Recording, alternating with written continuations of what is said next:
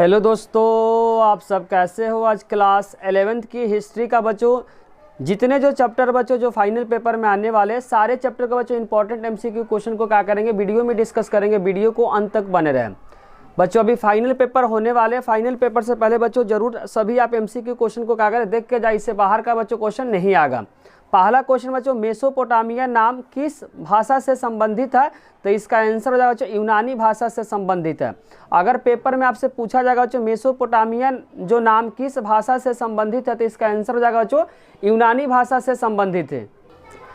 दूसरा आपको ध्यान रखना बच्चों, मेसोपोटामिया नाम यूनानी भाषा के बच्चों किन दो शब्दों से मिलकर बना है, तो इसका आंसर हो जाएगा बच्चों मेसोज, और दूसरे का नाम ध्यान रखा बच्चों पोटामस है। मेसोज का मतलब होता है बच्चों मध्य होता है, पोटामस का मतलब होता है दो नदियों के बीच का जो क्षेत्र है उसको मेसोपोटामिया बोला गया।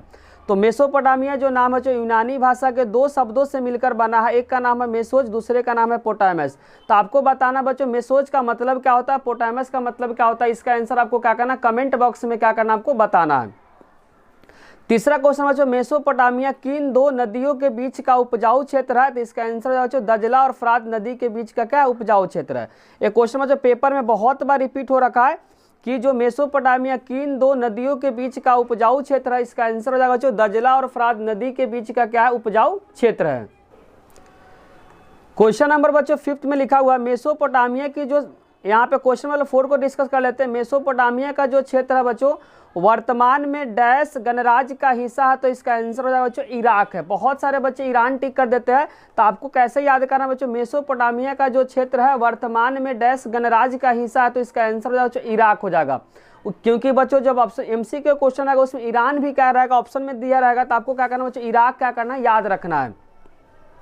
क्वेश्चन नंबर 5, मेसोपोटामिया की सभ्यता डैश के लिए क्या थी बच्चों, प्रसिद्ध थी, तो शहरी जीवन के लिए प्रसिद्ध थी, समृद्ध साहित्य गणित तथा खगोल विद्या के लिए क्या थी बच्चों, जो मेसोपोटामिया थी वह सभ्यता प्रसिद्ध थी। मेसोपोटामिया की सभ्यता डैश के लिए प्रसिद्ध थी, तो शहरी जीवन के लिए हो गया, समृद्ध के लिए हो, साहित्य के लिए, गणित तथा खगोल विद्या के लिए बच्चों जो मेसोपोटामिया है वह विश्व भर में क्या थी, प्रसिद्ध थी। क्वेश्चन नंबर 6 में लिखा बच्चों मेसोपोटामिया में पुरातत्व खोजों की जो शुरुआत डैश दशक से स्टार्ट हुआ था, तो 1840 में। पुरातत्व का मतलब होता है बच्चों नए नए जगहों पे जाकर क्या करना, किसी चीज़ को सर्च करना, उसके मिलने के बाद बच्चों उस स्थल के बारे में पता करना। तो मेसोपोटामिया में सबसे पहले जो पुरातत्विक खोजों की जो शुरुआत हुई थी बच्चों 1840 ईस्वी में हुई थी। क्वेश्चन नंबर 7 में लिखा किस देश में बच्चों 7000 BC से 6000 ईसा पूर्व में खेती की शुरुआत हुई थी बच्चों, इराक में हुआ था। क्वेश्चन दूसरे फॉर्म में भी आ सकता है कि जो मेसोपोटामिया बच्चों मेसोपोटामिया में खेती की जो शुरुआत कब से कब तक हुई थी, तो इसका आंसर याद रखना 7000 बच्चों BC से लेकर हुआ था 6000 BC के बीच में मेसोपोटामिया में खेती की क्या हुई थी, शुरुआत हुआ था। मेसोपोटामिया में सबसे पहले बच्चों जो खेती की जो शुरुआत हुई थी आपको ध्यान का 7000 BC से लेकर 6000 BC के बीच में हुआ था। कांसा बच्चों आपको ध्यान का एक मिश्र धातु है। कांसा क्या बच्चों, एक मिश्र धातु है जो तांबा और डैश से मिलकर बना बच्चों, तो धारा कांसा जो बना बच्चों तांबा के साथ साथ बच्चों टीन, और टीन अगर ऑप्शन में नहीं दिया रहेगा बच्चों रंगा इसका दूसरा नाम है। कांसा बच्चों दो धातु से मिलकर बना, एक तो तांबा हो जाएगा, दूसरा हो जाएगा बच्चों टीन हो जाएगा। क्वेश्चन ऐसे भी पूछ सकता है बच्चों तांबा और टीन को मिलाते हैं तो क्या बनता है, तो तांबा और टीन को मिलाते हैं बच्चों तो कांसा का निर्माण होता है, जिसको इंग्लिश में बोलते हैं बच्चों ब्रोंज बोलते हैं। क्वेश्चन बच्चों 9 में गिवन है मेसोपोटामिया में किस चीज की कमी थी, तो आपको ध्यान रखना बच्चों खनिज संसाधन की क्या थी, कमी थी। वहां पे बच्चों मेसोपोटामिया में किस चीज की कमी थी, तो इसका आंसर है बच्चों खनिज संसाधन की वहां पे क्या थी, कमी थी। अगर पेपर में क्वेश्चन ऐसे भी आ सकता है बच्चों मेसोपोटामिया में किस चीज की कमी नहीं थी, प्रचुर मात्रा में कौन थी बच्चों, तो खाद्य संसाधन, खाने पीने की जो सामग्री थी बच्चों वहां पे ज्यादा थी। खाद्य संसाधन आपको क्या करना है या, तो इसका आंसर हो जाएगा बच्चों खाद्य संसाधन। मेसोपोटामिया में जो प्रचुर मात्रा में जो उपस्थिति था बच्चों खाद्य संसाधन का था। मेसोपोटामिया के जो लोग थे बच्चों जो लकड़ी हो गया, तांबा तथा चांदी, सोना हो गया, विभिन्न प्रकार के पत्थरों को बच्चों कहाँ से वो लोग मंगवाते थे, तो इसका आंसर बच्चों तुर्की से हो गया, ईरान से हो गया, और खाड़ी पार देश से ये लोग क्या करते थे, मेसोपोटामिया के लोग मंगवाते थे। तो पेपर में पूछेगा जो मेसोपोटामिया के जो लोग हैं लकड़ी हो गया, तांबा हो गया, चांदी हो गया या सोना हो गया, विभिन्न प्रकार के जो पत्थर हो गया कहाँ से मंगवाते थे, इसका आंसर तुर्की हो गया बच्चों, ईरान से, साथ साथ खाड़ी पार देश से क्या करते थे ये लोग मंगवाते थे। क्वेश्चन नंबर 11 में गिवन बच्चों मेसोपोटामिया में जो पहली जो पट्टिकाएं पाई गई है लगभग डैश की है, तो आपको ध्यान रखना 3200 ईसा पूर्व में बच्चों पहली पट्टिकाएं पाई गई है। मेसोपोटामिया में जो बच्चों पहली जो पट्टिकाएं जो पाई है लगभग 3200 ईसा पूर्व के आसपास पाई गई है। क्वेश्चन नंबर 12 में गिवन है मेसोपोटामिया के लोग डैश पट्टिकाओं के ऊपर लिखा करते थे, तो मिट्टी के पट्टिकाओं पे क्या करते थे, जो लिखा करते थे पहले मिट्टी के गीली पट्टिकाओं पे लिखते थे, उसके बाद धूप में रखने के बाद सूख जाते थे, उसके बाद अलग अलग चीज़ों के लिए बच्चों अलग अलग पट्टिकाएं के लोग क्या करते थे, इस्तेमाल करते थे।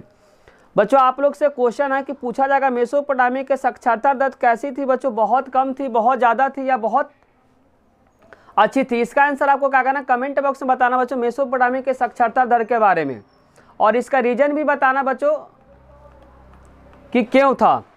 मेसोपोटामिया की सबसे पुरानी ज्ञात भाषा कौन थी बच्चों, सुमेरियन थी। बहुत इंपॉर्टेंट बच्चों, क्वेश्चन पेपर में बहुत बार रिपीट हो रखी है।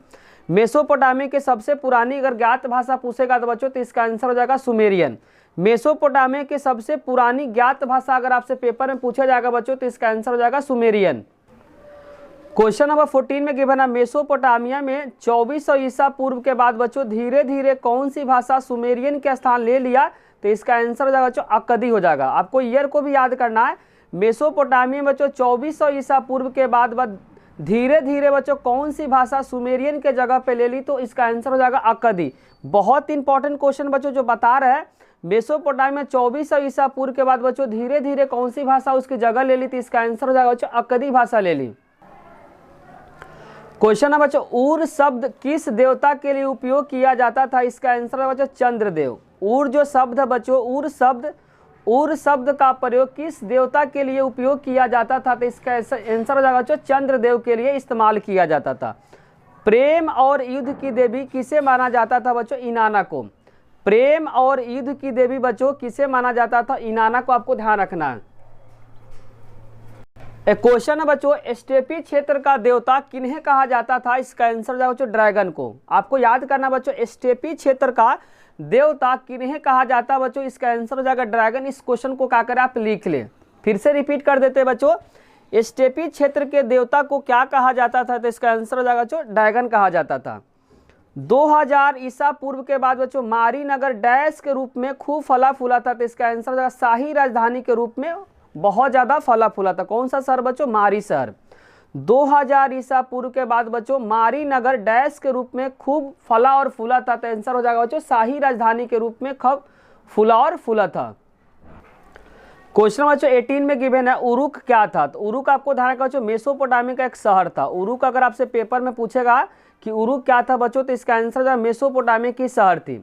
मारी के राजा बच्चों किस समुदाय के थे, तो एमोराइट के थे। बहुत इंपॉर्टेंट है बच्चों, जो मारी के जो राजा थे बच्चों वह किस समुदाय के थे, तो इसका आंसर हो जाएगा एमोराइट समुदाय के थे।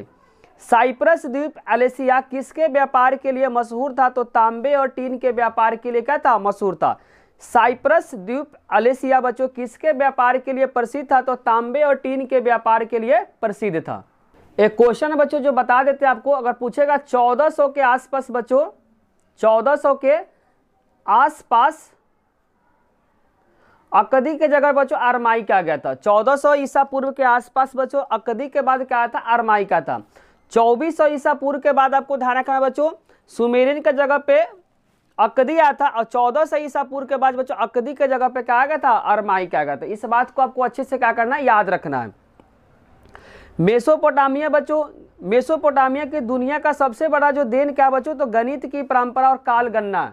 बहुत इंपॉर्टेंट है, अगर पेपर में आपसे पूछा जाएगा मेसोपोटामिया की बच्चों दुनिया का सबसे बड़ी देन क्या है, गणित की परंपरा और काल गणना। बहुत इंपॉर्टेंट है क्वेश्चन बच्चों, पेपर में बार बार रिपीट होता है।